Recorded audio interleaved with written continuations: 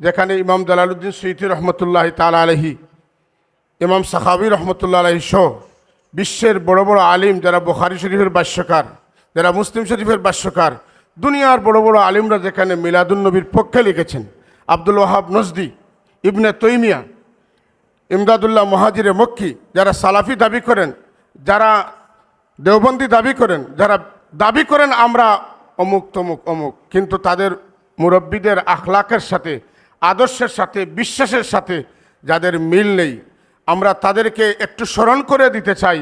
আপনাদের রাহবর কে? আপনাদের পরিচয় কি? আপনারা কি আপনাদের পিতৃ পরিচয় ভুলে গিয়েছেন? আপনারা কার আদর্শে চলতেছেন?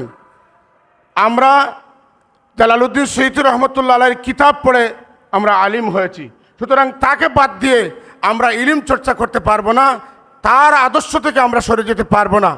আমাদের পীর মুর্শিদ আমাদেরকে যে জায়গায় রেখে গিয়েছেন, আমরা আল্লাহর কাছে দোয়া করি আল্লাহ রাব্বুল আলামিন যেন আমাদের বংশধরকে কিয়ামত পর্যন্ত এই আদর্শের উপরে আমাদেরকে টিকিয়ে রাখেন, আমাদের ছাত্র সমাজকে এই আদর্শের উপরে টিকিয়ে রাখেন। এই দোয়া করে আমার সংক্ষিপ্ত কথা এখানে সমাপ্ত করছি।